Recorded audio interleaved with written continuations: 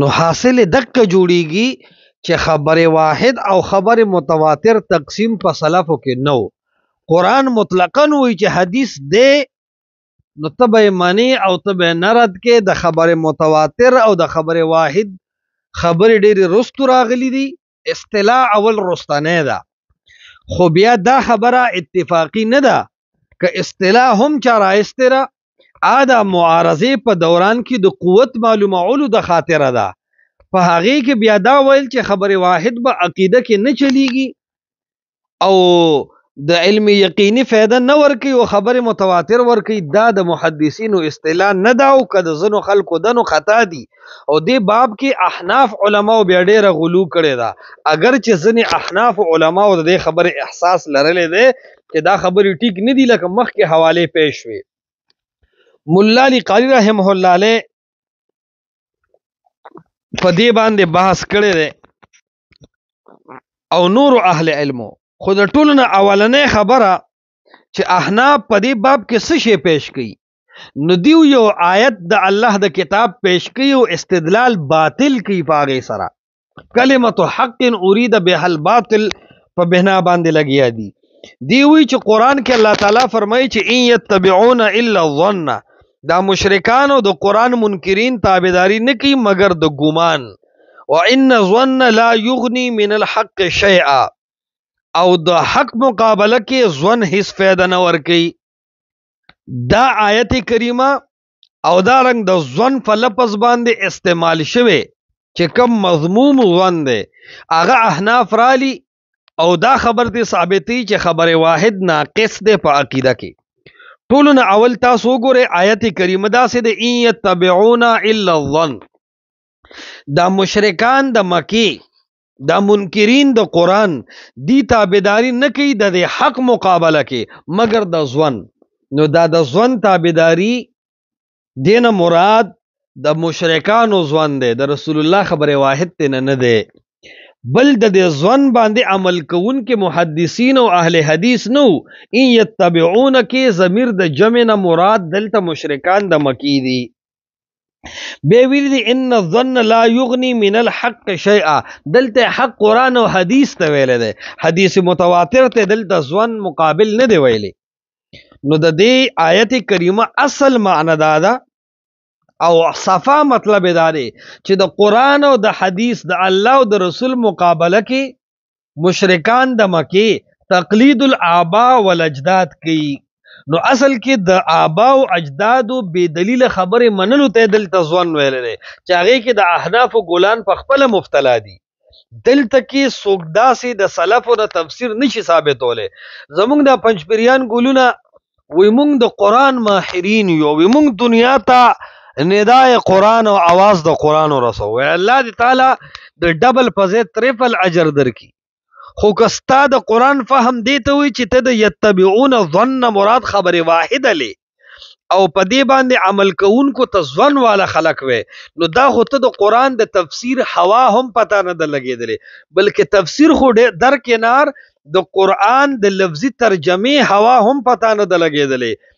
ان یتبعون الا الظن مراد دا دی چې دا د مکې مشرکان د قرآن او د رسول په مقابله کې د مشرانو خبرو پس روان دي. نو یو د عمل د مکې د مشرکانو د محدثینو نه دی، په خبر واحد عمل کوونکي خو مسلمانان دي.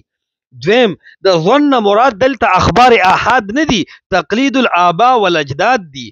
نو د ظن مراد کته په خبر واحد سره کې نو تا د قرآن ترجمه لا سمنه ده کړي.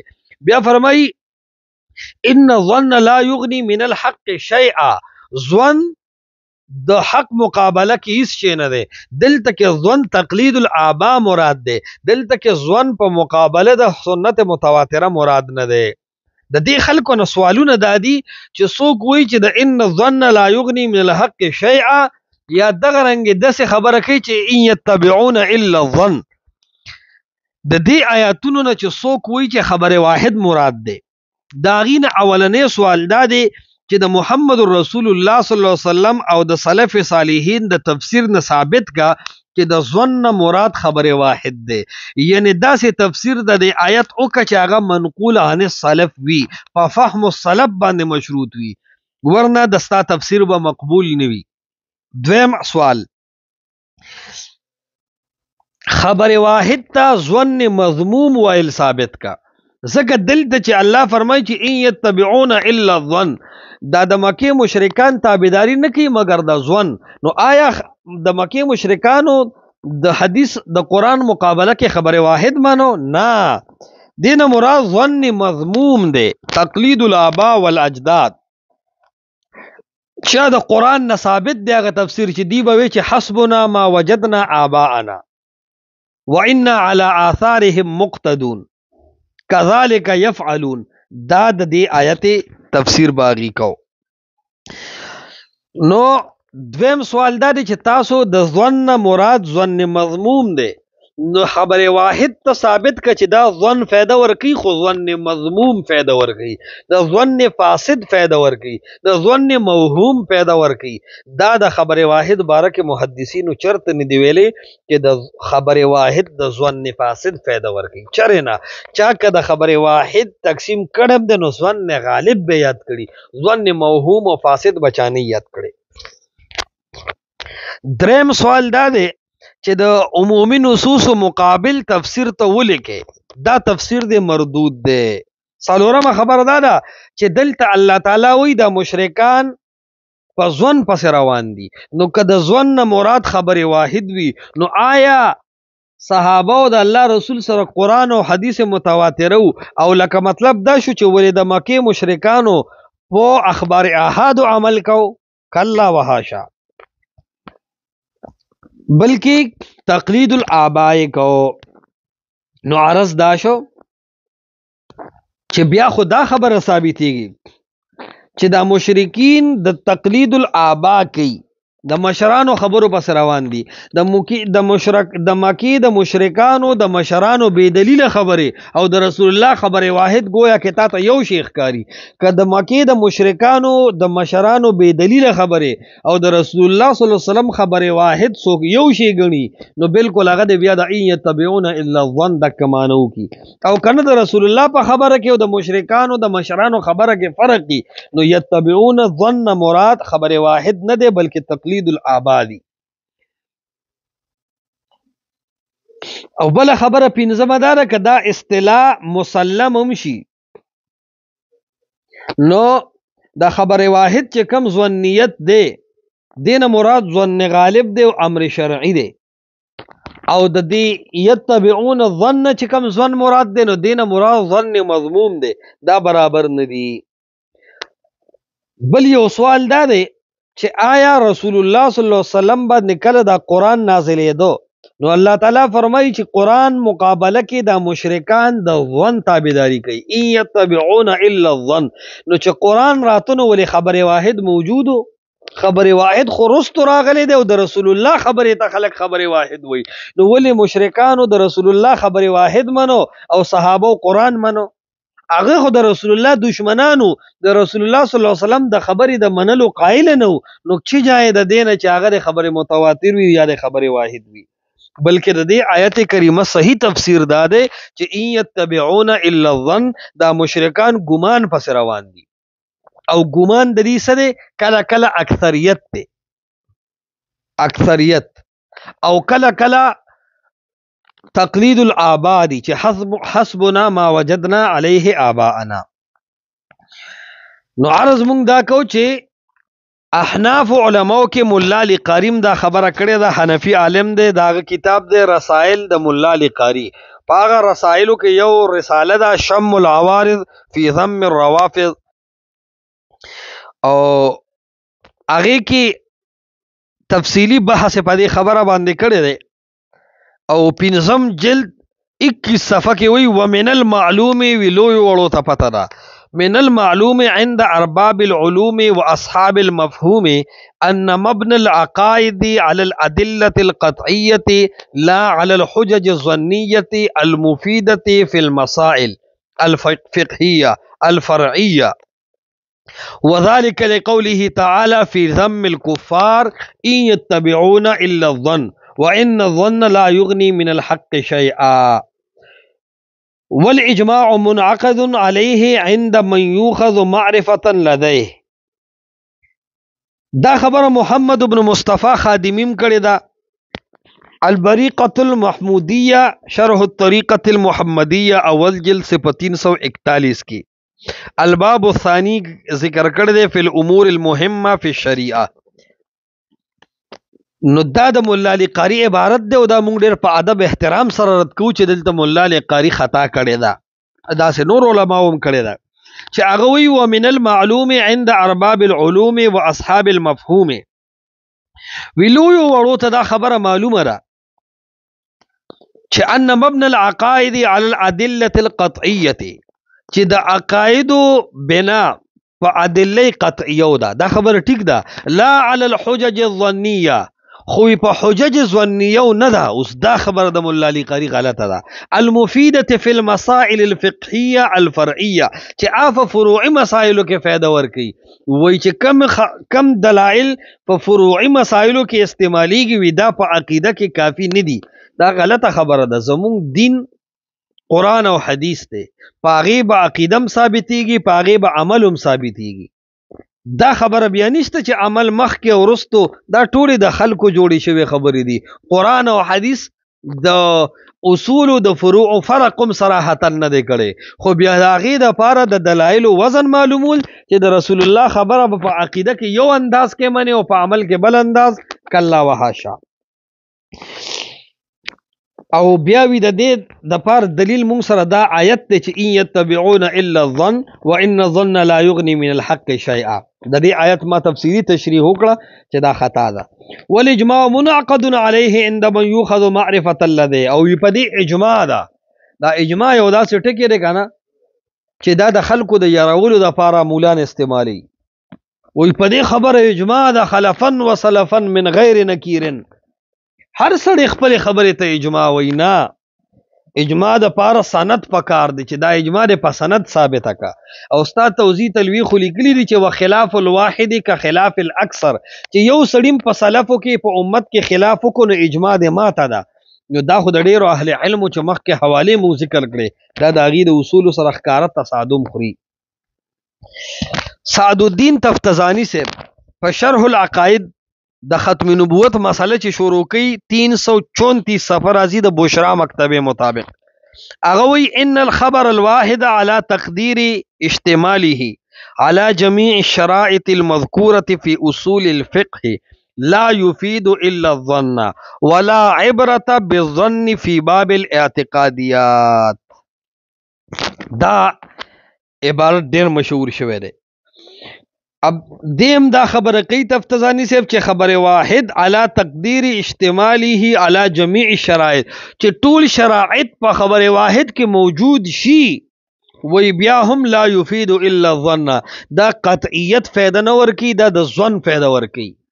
بیا د هر حنفی د رب بلاسته که ظن غالب اخلی خو گزاره بو کی، او که ظن فاسد او ظن مذموم علی نو منکر حدیث بشي او ځان بتابا کی. بیا وی ولا عبرت بالظن فی باب الاعتقادیات، وی په عقیده کې ظن نه چلیږي. حالانکه دا غلطه خبره ده. ظن غالب په عقیده کې چلیږي. ظن غالب باندې قرآن د فیصلو حکم کړی دی. په ظن غالب خو د زنا په باب کې په سړي رجم جاری کیږي. په ظن غالب خو د زنا په باب کې په سړي سل دوری لازمیږي. د ظن غالب په باب کې خو د غل نه لاس کټ کیږي.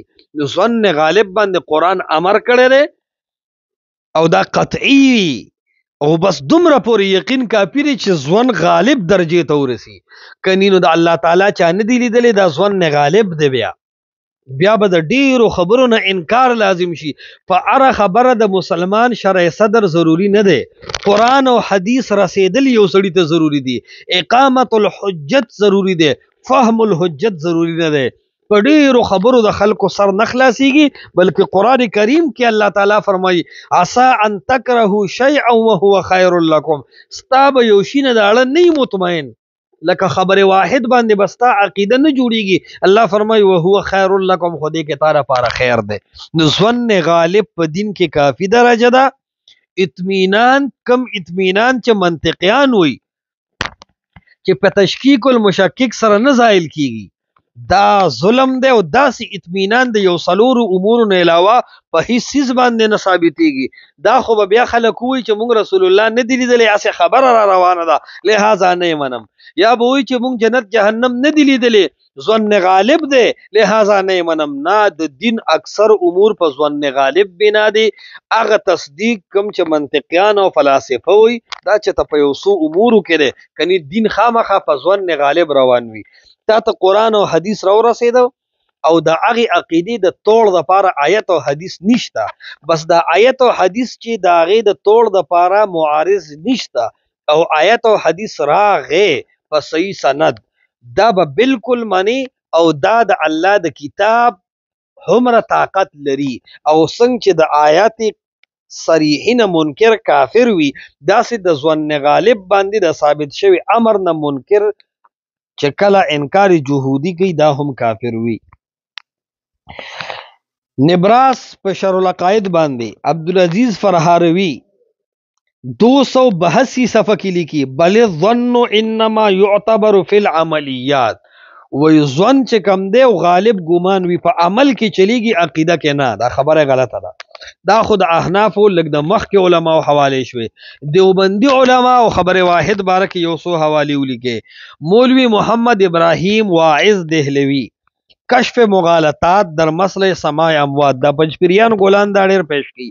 21 صفحه کې وی جب نزاع مسئلہ اعتقادی میں ہو تب اس کے ثبوت کے لیے دلیل قطعی کا ہونا لازم ہے جو قرآن مجید کی آیت یا حدیث متواتر یا اجماع امت ہے.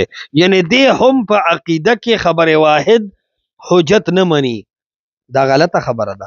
د شیخ الحدیث مولانا سرفراز خان صفدر هر لوکه علوی کتاب راخلا، خصوصا چې کله بریلیانو سره په جنگ وی، نو دا د سرفراز خان صفدر صاحب قلم په دې عادت ته چې ارزه کې دا خبره کوي چې ګوره خبره واحد که په صحیح سند ثابت شي، هر څومره مضبوط خبره واحد وي، وای دا په عقیده کې نه چلیږي. په دې خبره سرفراز خان صفدر صاحب ځان ستړی کړی دی. دا غیر لپاره مش نمونه خروار تسکین الصدور صفحه 367 د مولانا سرفراز خان صفدر دا سے عبارت دی. وی باب عقیدہ میں خبر واحد صحیح معتبر نہیں، پا عقیدہ کے خبر واحد صحیح او معتبر نہ دے. دا د انکار حدیث د اصول نه یو اصل دی. اگر چې دا علماء منکرین حدیث زنا الزام پہ نہ لگوم، لیکن د دې دا اصول نادانستا طور پر د احنفیت په نوم باندې دی قبول کړي دی او دې کې دنه د احادیث نه انکار پروت دی.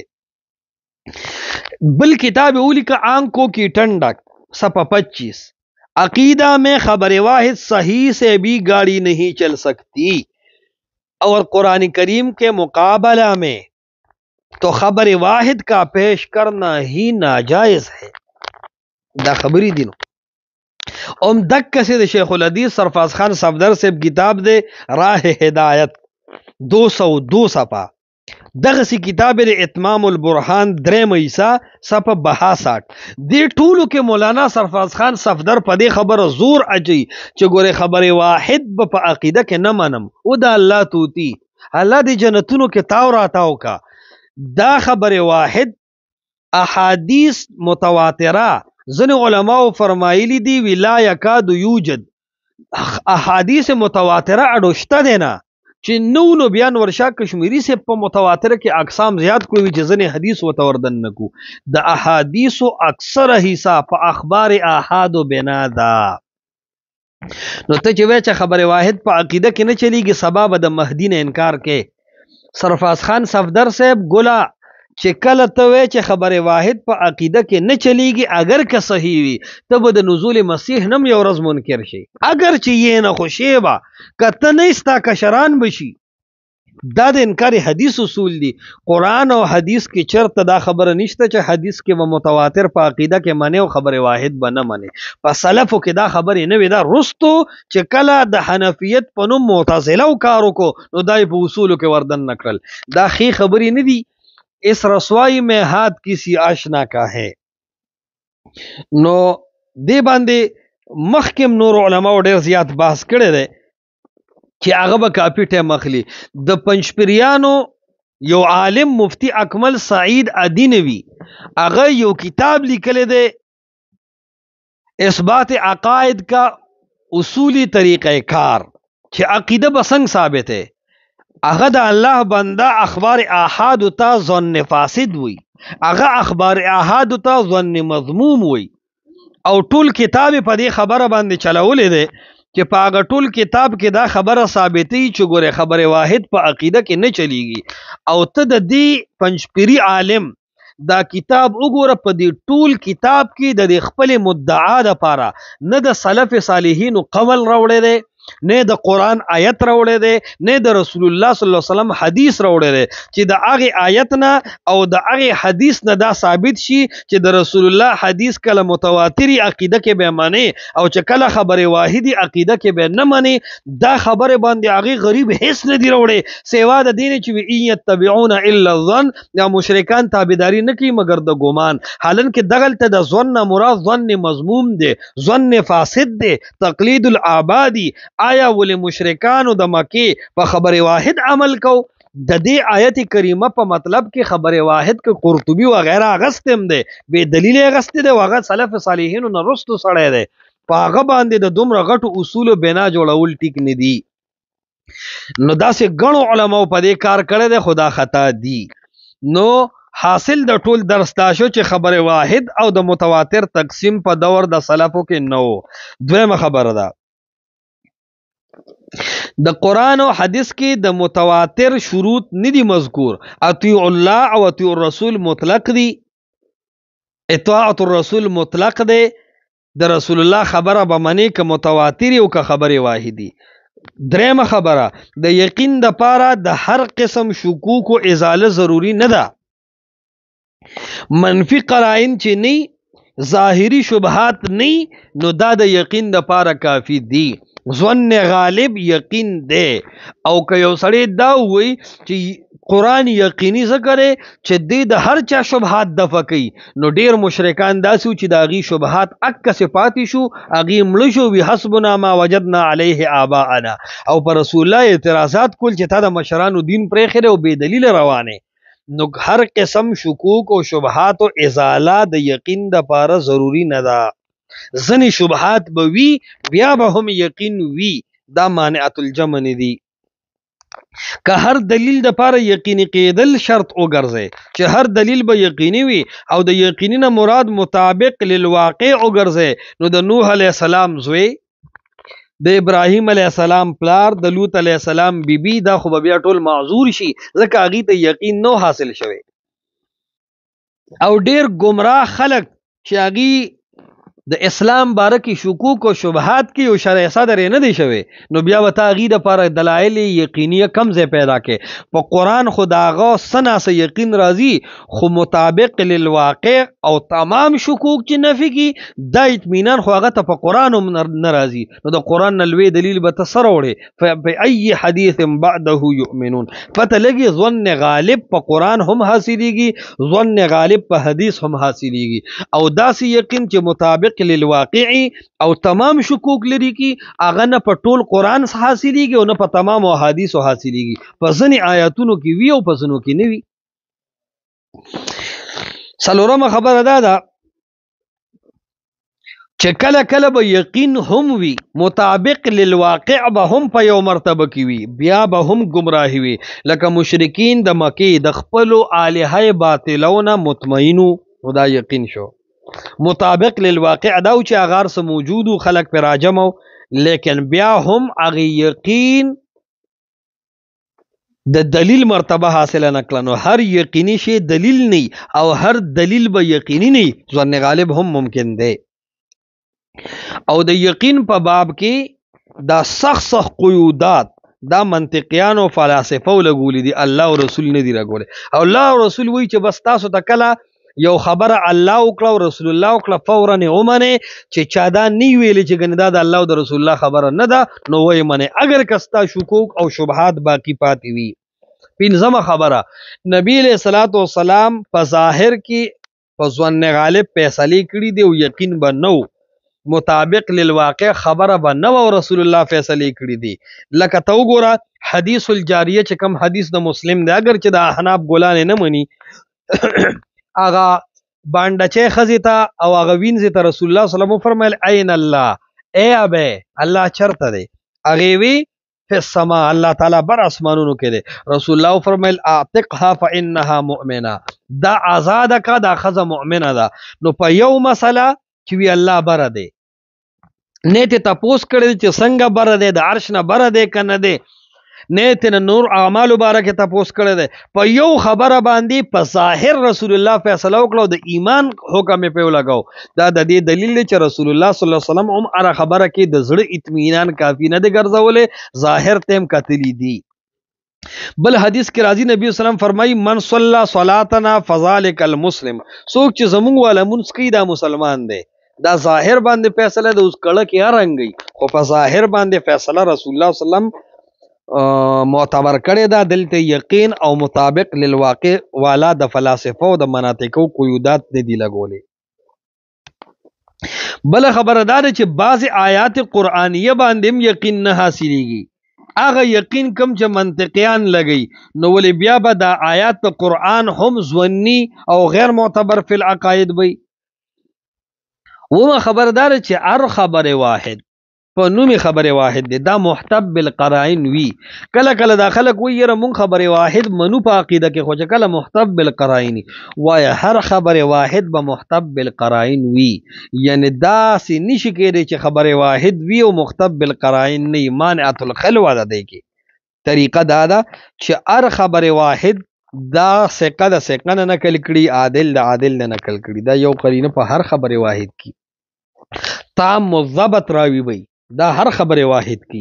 اتصال د سند بی، دا هر خبر واحد صحیح کی وی. عدم شذوذ بی، دا د هر خبر واحد صفت ده. عدم معلول بی، دا د هر خبر واحد صفت ده. تلقی بالصحت بی، دا د هر خبر واحد صفت ده. عدم نکیر السلف بی باغی روایت باندې، دا د هر خبر واحد صفت ده. دا دومره قرائن کافی نه دي، دا په هر صحیح خبر واحد کې دا واته خبر موجودی. نو هر خبر واحد محتب بالقرائن وی چې سلف په رد نه کړي، گویا کې هر خبر واحد اجماع ده. اتم خبر دا یاد ساته چې اکثر د مسلسل عمل د وجنا روایت یو حدیث دا روایتن خبر واحد شي او عملا متواتر شي. دا سه ډیر کرته کیږي چې په یو روایت عمل ټول دنیا کوي، نو داغي ناقلین لیک شي نو خبر واحد پاتې شي.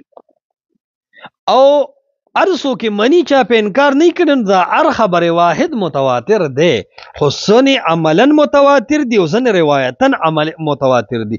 ډیر احادیث داسې دي چې عملا متواتر دي خو سندن هغه اخبار احاد دي، او ډیر داسې دي چې هغه سندن متواتر دي او عملا اخبار احاد په حکم کې راځي. نو عرض داده چې په دې اهل علم باس کړی، تاسو لګ لاړ شي بدایع الصنایع وم جلد 331 تا هغه یو خبره کوي ان التواتر ضربان، متواتر په دوه قسم، یو روایتن متواتری او یو عملا متواتری. دا اخبار احاد چې په دې عمل دومره ډیر کېدو چې خلکو ډیر نقل نکړل، نو دا خبر واحد د ډیر تقویت د وجنه خبر واحد پاتې شوی، ځکه چې عمل متواتر را روان وو. ان ظهور العمل به اغناهم عن روایته، په دې عمل دومره ډیر کېدو او عمل په هر چا کو، نو خلکو ډیر نقل نکو، یا سم ټوله دنیا منی. وقد ظهر العمل بهذا مع ظهور القول ايضا. کتاب الام د امام شافعی وم جلد 201 کې هم لیکلی دی. کتاب اختلاف مالک و شافعی کې لیکلی دی واذا حدث الثقة عن الثقة حتى ينتهي الى رسول الله صلى الله عليه وسلم فهو ثابت عن رسول الله صلى الله عليه وسلم ولا نترك لرسول الله صلى الله عليه وسلم حديثا ابدا الا حديثا وجد عن رسول الله صلى الله عليه وسلم حديث يخالفه. امام مالک امام شافعی سے بوئی چې کله یو ثقه د بل ثقه نه روایت نقل کو او رسول الله ته ورسو اتصال سند پکېو، لوی لا نترک لرسول الله صلی الله علیه وسلم حدیثا ابدا، د رسول الله صلی الله علیه وسلم ثابت شوی حدیث به مونږ چرم پرې نه دو، کا په عقیده کې او کاغه په عمل کې وی. او تر دې پوري چې په خبره واحد باندې د قران نسخه هم جایز ده. بدایو صنایع کې د لا وصیت لوارثین د لاندې لیکلي دي چې د حدیث د لا وصیت لوارثین د قران حکم منسوخ کړي دي چې کتب علیکم اذا حضر احدکم الموت ان ترک خیرا الوصیت للوالدین. دا آیت منسوخ دی په دې حدیث سره چې لا وصیت لوارثین، او حال دا دی چې دا خبره واحد دی، متواتر نه دی. دا یاد ساتي چې اخبار احاد سمرم دي دا صرف د نقل په لحاظ خبره واحد دي، عملا دا متواتر دي، اجماع پر روانه ده، د دې خلاف سلف قول نه دی کړي. نو دا د قران آیتونه او متواتر احادیث یو شی دی.